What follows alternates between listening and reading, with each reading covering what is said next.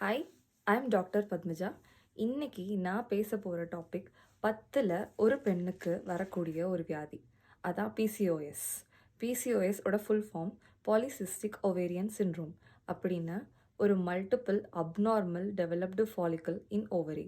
அதாவது முழுசாக மெச்சூராக ஆகாத ஃபாலிக்கல்ஸ் எல்லாமே ஓவரிக்குள்ளே இருக்கும். இதை யூஎஸ்டியில் பார்க்கும்போது பேர்ல் லைக் அப்பியரன்ஸ் மாதிரி இருக்கும். ஸோ பிசிஓஎஸ் எப்படி ஆகுது இது தெரிஞ்சுக்கணுன்னா நார்மலாக ஒரு மென்சஸ் வந்து எப்படி நடக்குது ஒரு ஃபீமேலுக்கு அப்படின்றத பார்க்கலாம். ஹைப்போதாலமஸுங்கிறது வந்து பார்ட் ஆஃப் அ பிரெயின். அந்த ஹைப்போதாலமஸுங்கிற பார்ட் ஜிஎன்ஆர்ஹெச் அப்படின்னா கொனடோட்ராஃபின் ரிலீசிங் ஹார்மோன் அதை சுரக்குது. அந்த வந்து பிளட்டில் மிக்ஸ் ஆகி ஆன்டீரியர் பிட்யூட்டரியை ரீச் பண்ணதுக்கப்புறம் எல்ஹெச் அதாவது லியூட்டினைசிங் ஹார்மோன், அப்புறம் எஃப்எஸ்ஹெச் ஃபாலிகுல் ஸ்டிமுலேட்டிங் ஹார்மோன் அப்படின்னு 2 ஹார்மோனை ப்ரொடியூஸ் பண்ணுது. அந்த 2 ஹார்மோனுமே பிளட்டில் மிக்ஸ் ஆகி ஓவரியை ரீச் ஆகும். அந்த ஓவரியை ரீச் ஆனதுக்கப்புறம் ஃபாலிகுல் ஸ்டிமுலேட்டிங் ஹார்மோன் வந்து அதோட வேலையே வந்து ஃபாலிகுல்ஸை க்ரோ பண்ண வைக்கிறது தான். ஸோ 6 to 12 ஃபாலிகுலை க்ரோ பண்ண வைக்கும் முதல்ல. அதுக்கப்புறம் கொஞ்சம் கொஞ்சமாக ஈஸ்ட்ரஜன் ரிலீஸ் ஆகும் அந்த ஃபாலிகுல்லேருந்து. அந்த ஈஸ்ட்ரஜன் யூட்ரஸ் லைனிங்கை வந்து இன்க்ரீஸ் பண்ணும். அதாவது அந்த யூட்ரஸ் வந்து it's preparing a bed for the baby. அதுக்கப்புறம் on 14th day dominant follicle உருவாகும். அது வந்து ரப்சர் ஆகி அந்த ஓவமை சுற்றி கார்பஸ் லியூட்டியம் அப்படின்ற ஒரு மெம்ப்ரெயின் ஃபார்ம் ஆகும். அந்த கார்பஸ் லியூட்டியமில் ப்ரொஜெஸ்ட்ரானுங்கிற ஹார்மோன் ப்ரொடியூஸ் ஆகும். ப்ரொஜெஸ்ட்ரானோட ஆக்ஷன் வந்து கண்ட்ராக்ஷன் ஆஃப் த யூட்ரஸ். இது வந்து நெகட்டிவ் ஃபீட்பேக் மெக்கானிசம் ஹைப்போதலமஸுங்கிற பாட்டுக்கு அனுப்பும். அப்போது ஜிஎன்ஆர்ஹெச்சோட ப்ரொடக்ஷன் வந்து ரெடியூஸ் ஆகும். இப்போ என்ன பண்ணோன்னா, இப்போ ஸ்பெர்ம் இருக்குது, இன்டர்கோர்ஸ்க்கு அப்புறம் ஸ்பெர்ம் வந்து ஃபர்டிலைஸ் ஆச்சு அப்படின்னா ப்ரெக்னன்சிக்கு சான்ஸ் இருக்குது. ஃபர்டிலைஸ் ஆகலை அப்படின்னா நார்மலாக மென்சஸ் மாதிரி கேர்ள்ஸ்க்கு போயிடும். இது வந்து நார்மல் சைக்கிள். இப்போது அப்நார்மலாக இருக்கிற பேட்டர்னை சொல்கிறேன். பிசிஓஎஸ் இருக்கிறவங்களுக்கு இந்த ஹைப்போதலாமஸ்லேருந்து நிறைய ஜிஎன்ஆர்ஹெச் ப்ரொடியூஸ் ஆகும் ஃபார் அன்னோன் காஸ். இந்த ஜிஎன்ஆர்ஹெச் ஆன்டீரியர் பிட்யூட்டரியில் ஆக்ட் ஆகி நிறைய எல்ஹெச்சும் கம்மியான எஃப்எஸ்ஹெச்சும் ப்ரொடியூஸ் பண்ணும். இப்போ இந்த எஃப்எஸ்ஹெச் கம்மியாக இருக்கிறனால உங்களுக்கு ஓவரியில் ஆக்ட் ஆகும்போது இம்மெச்சியூர் ஃபாலிகுல்ஸ் ஃபார்ம் ஆகும். ஸோ மெச்சியூர் ஃபாலிகுல் ஃபார்ம் ஆனால் தான் ஓவரியிலேருந்து ரப்சர் ஆகும். ஸோ ரப்சர் ஆனதுக்கப்புறம் தான் கார்பஸ் லியூட்டியம் ஃபார்ம் ஆகும்.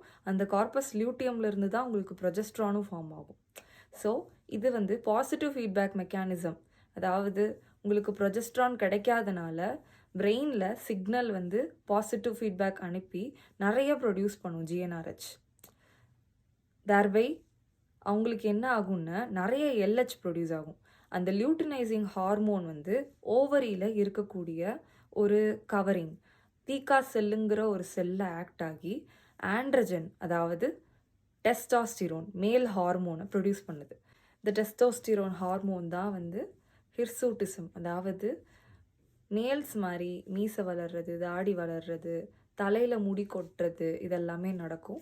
கழுத்துக்கு பின்னாடி கருப்பு கலரில் வந்திருக்கும். நிறைய பேர் சோப்பெல்லாம் தேய்ச்சி போகுமான்னு பார்த்துருப்பீங்க. அது போகாது.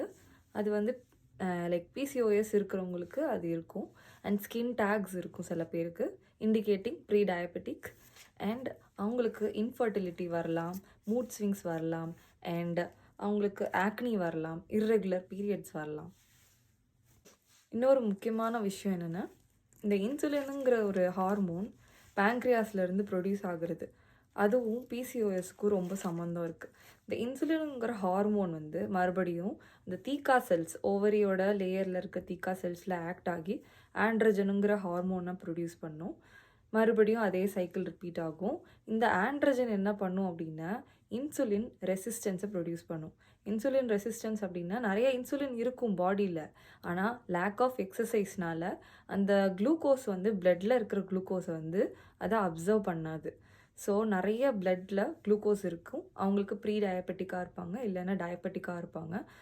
இந்த இன்சுலின் ரெசிஸ்டன்ஸ் இருக்கிறனால பேங்க்ரியாஸ் நிறைய இன்சுலின் இன்னும் ப்ரொடியூஸ் பண்ணும். மறுபடியும் அந்த இன்சுலின் நிறையா இருக்கிறனால அது தீக்கா செல்லில் ஆக்ட் ஆகி ஆண்ட்ரஜனை ப்ரொடியூஸ் பண்ணும். ஸோ இது ஒட்டு மொத்தமே வந்து ஒரு சைக்கிள் மாதிரியான ஒரு ப்ராசஸ். ஸோ இதோட இன்வெஸ்டிகேஷன் பார்த்தீங்க அப்படின்னா யூஎஸ்டி ஸ்கேனில் உங்களுக்கு மல்டிபிள் அப்நார்மலி டெவலப்டு ஃபாலிக்கல் பார்க்கலாம் அந்த ஓவரியில்.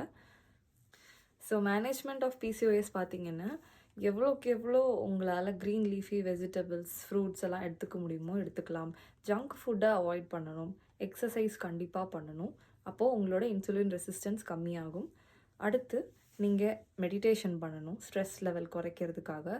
கரெக்டான 8 hours ஆஃப் ஸ்லீப் கண்டிப்பாக இருக்கணும். ஸோ இதெல்லாமே இருந்தால் நேச்சுரலாக பிசிஓஎஸை கண்ட்ரோல் பண்ணலாம். ஸோ ஹோமியோபதியில் நிறைய மெடிசின்ஸ் பிசிஓடி ட்ரீட் பண்ணுறதுக்கு இருக்குது.